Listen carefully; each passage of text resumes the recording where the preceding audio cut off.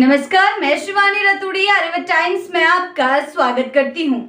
स्वागत है। महाराष्ट्र की राजनीति इस समय भाषा के मुद्दे पर उबल रही है। मराठी बनाम गैर मराठी विवाद ने न केवल सड़कों पर टकराव पैदा किया है बल्कि संसद तक इसकी गूंज सुनाई देने लगी है। इस ज्वलंत बहस के बीच राज्य के उप मुख्यमंत्री और एनसीपी नेता अजीत पवार ने इस संवेदनशील विषय पर एक संतुलित लेकिन स्पष्ट राय रखकर चर्चा की दिशा मोड़ने की कोशिश की है। जी हाँ, अजीत पवार ने मराठी न जानने वाले लोगों को एक बेहद सरल लेकिन प्रभावी सलाह दी है। अगर आपको मराठी नहीं आती तो विनम्रता से कहिए कि आप मराठी सीख रहे हैं, फिर कोई आपको कुछ नहीं कहेगा। ये बयान जितना सीधा है उतना ही गहराई भी है, क्योंकि वे भाषा के नाम पर बढ़ती कट्टरता को शांत करने की सदी हुई कोशिश कर रहे थे। लेकिन यह सुझाव उस समय आया है जब महाराष्ट्र में भाषा को लेकर बर्फीले रिश्तों की गर्मी बढ़ती जा रही है। एमएनएस कार्यकर्ताओं द्वारा गैर मराठी लोगों के साथ की गई मारपीट की घटनाएं हाल के हफ्तों में सुर्खियों में रही है। इन घटनाओं में खास तौर पर उन लोगों को निशाना बनाया गया जो सार्वजनिक स्थानों पर मराठी बोलने में असमर्थ पाए गए। राजनीति ने बढ़ाई आग में लपटे। जी हाँ, भाषाई हमलों को ये सिलसिला महज एक सामाजिक असंतुलन नहीं रहा,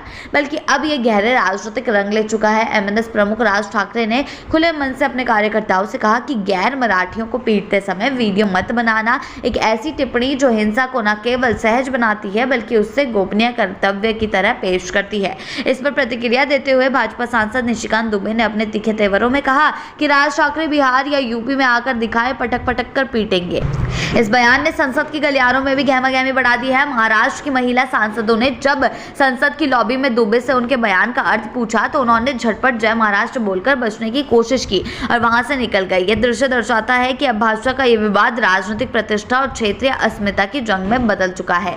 राज्य के उप मुख्यमंत्री अजीत पवार की यह अपील की आप जहां रहते हैं वहां की भाषा का सम्मान कीजिए और सभी को मिलजुल कर रहना चाहिए। न केवल एक जिम्मेदार राजनेता की आवाज है बल्कि वह उस तेजाबी बहस में शांति का स्वर बनकर उभरे हैं। उन्होंने यह भी कहा है कि आजकल भाषा के नाम पर जो कुछ हो रहा है वह खतरनाक है। अजीत पवार का यह बयान इसलिए भी अहम है क्योंकि वे एनसीपी के अनुभवी नेता हैं और राज्य की सत्ता में उनकी सीधी भागीदारी है। उन्होंने स्पष्ट किया कि लोगों को न सिर्फ मराठी बल्कि देश भर में हर राज्य की मातृभाषा का सम्मान करना चाहिए। उन्होंने इस बात पर जोर दिया कि इस गुस्से या प्रतिक्रिया में उठाने गए कदम अक्सर परिस्थिति को और खराब कर देते हैं। विश्लेषकों की नजर में यह पूरा विवाद सिर्फ भाषा का नहीं बल्कि उसके पीछे क्षेत्रीय अस्मिता, राजनीतिक ध्रुवीकरण और लोकल बनाम बाहरी की भावना को हवा देने का प्रयास भी है। एमएनएस जो खुद को मराठी मानुष की एकमात्र प्रहरी बताने में गर्व महसूस करती है, लंबे समय से ऐसे मुद्दों को अपनी पहचान का आधार बनाकर राजनीति करती रही है। राज ठाकरे की टिप्पणी और निशिकांत दुबे की प्रतिक्रिया दोनों ही इस बात की ओर इशारा करती है कि भाषा का इस्तेमाल अब लोगों को जोड़ने के बजाय